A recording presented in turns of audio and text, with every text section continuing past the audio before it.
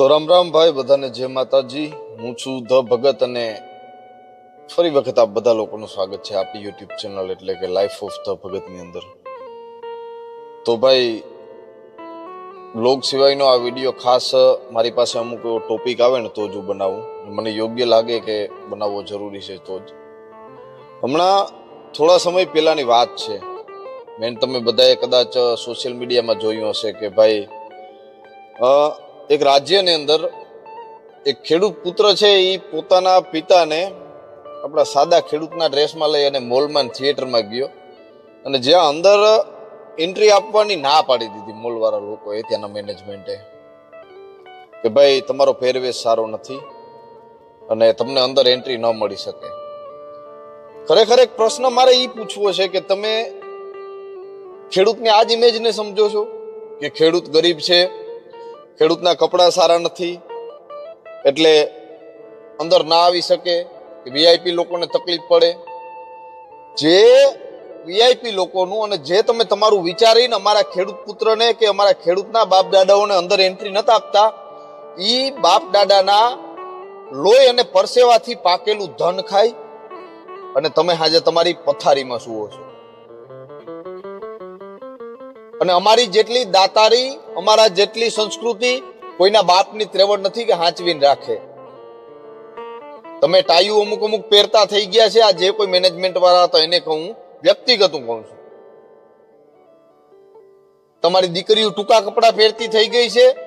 આવો આજ અમારા ખેડૂતના જેટલા પ્રદેશો છે, જેટલા પ્રાંતો છે, ત્યાં અમે અમારી હિન્દુસ્તાનની સંસ્કૃતિને હજી ભૂલ્યા નથી અને તમે ગરીબ અમને સમજો છો?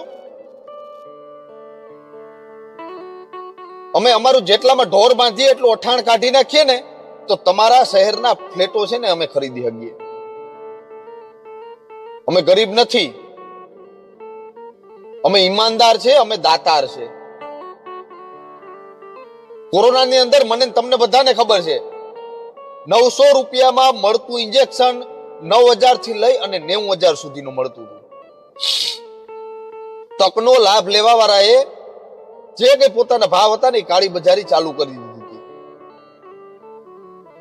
200 રૂપિયામાં મળતો ઓક્સિજનનો બાટલો 2,000 થી લઈ અને 20,000 સુધીનો મળતો હતો। જેટલી જેટલી વસ્તુ હતી બધામાં ભાવ વધારો આવી ગયો હતો।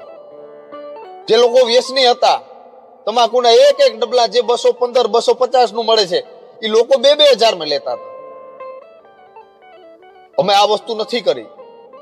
અમારા ઘઉંનો ભાવ 20 કિલોનો ભાવ 450 રૂપિયા હતા, તો અમે કોઈ દી 451 ની આશા નથી રાખી। મને બતાડો એક પણ એવો ખેડૂત હોય જગતની અંદર, તો હિન્દુસ્તાનની અંદર, ગુજરાતની અંદર કે કોઈ પણ રાજ્યની અંદર એક પણ એવો ખેડૂત મને બતાડી દો કે આની ઘઉં છે પોતાની ગોડાઉનમાં કે પોતાના ખોરડામાં કે પોતાના ઘરમાં ભરી દીધા હતા અને કોરોનાના સમયમાં જ્યારે ભૂખમારો જેવું હતું, ટ્રાન્સપોર્ટેશન બંધ હતું, ત્યારે એ ખેડૂતે એમ કીધું હોય કે 500 નો ઘઉંના મારે 551 જોઈએ, એવો એક પણ મને તમે ખેડૂત બતાડી દો।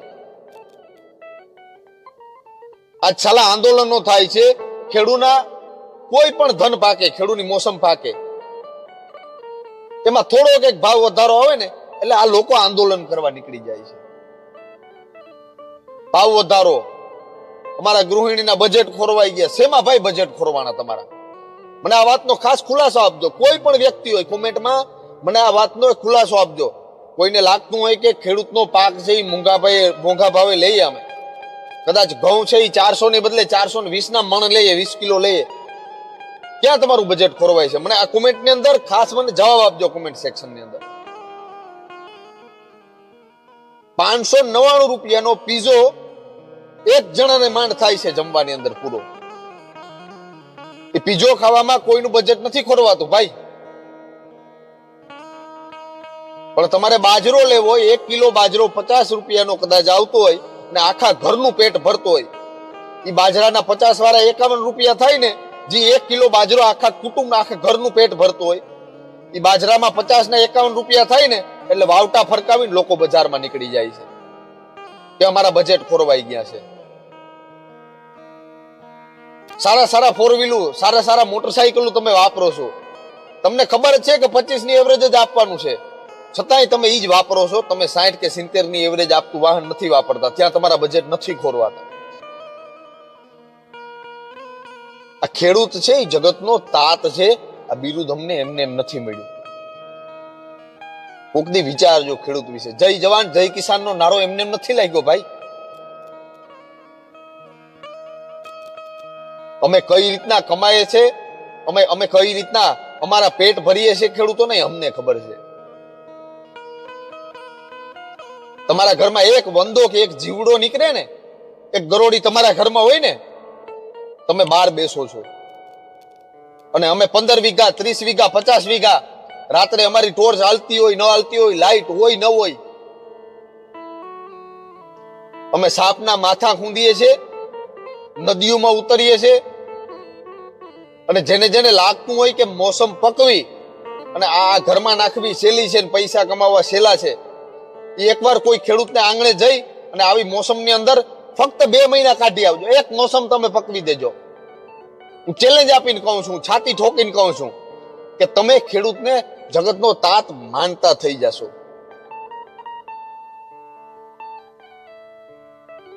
અમે કઈ રીતના ખેતરોમાં મોસમો પકવીએ છીએ અમારું મન જાણે છે. લોકોને લાઈટ નથી મળતી. 2 દિવસથી ગરમી બફારો, એટલા દિવસથી ગરમી બફારો. પરિવારના 4 સભ્યોનું આ થયું લાઈટ ન હોવાના લીધે.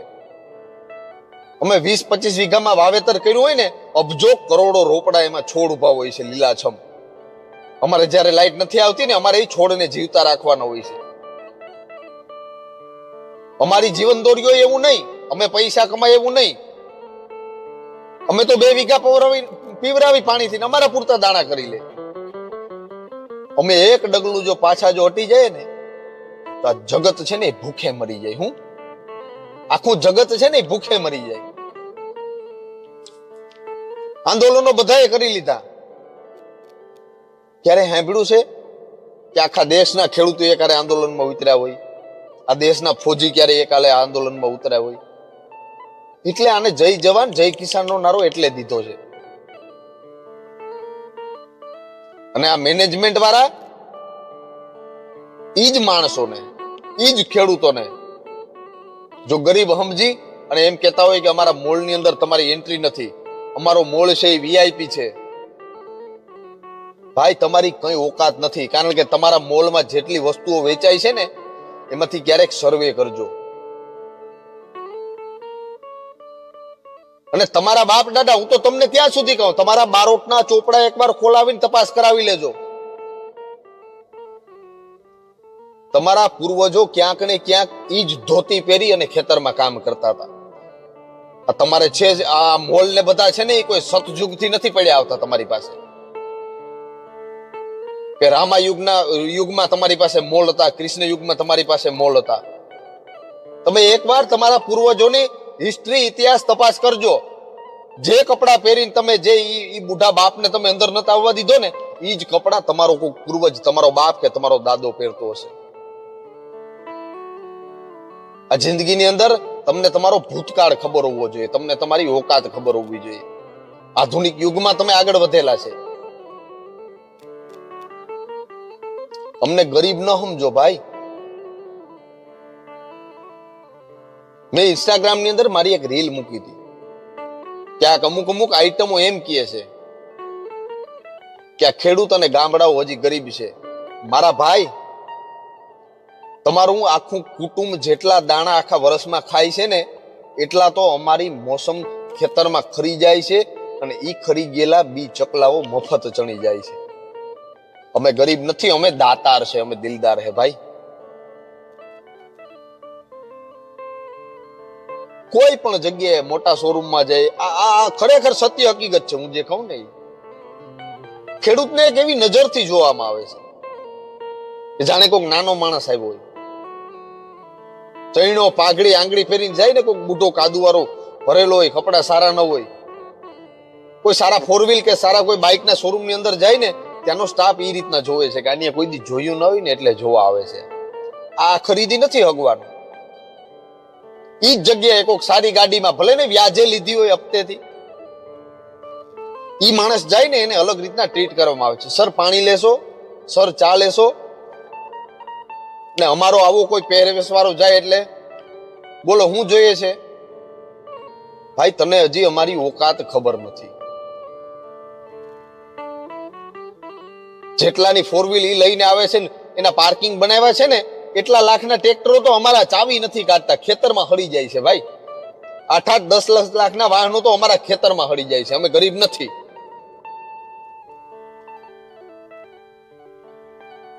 હજી સમય છે. આ જગતના તાતનું જેને બિરુદ મળ્યું ને એ માણસની ઇજ્જત કરી લેજો.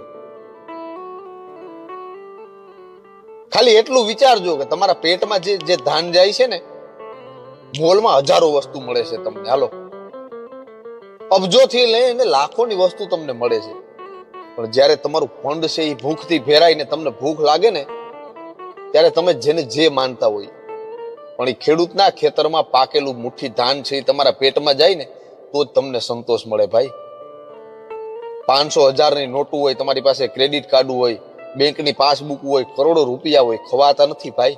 ખાવા માટે તમારે અમારા હાથમાંથી જે ધાન પાકે છે ને એ અન્ન જ ખાવું પડે તમારે. એકવાર ખાલી ખેડૂતના દીકરા થઈ અને ખેડૂત માટે થઈ અને વિચાર કરજો.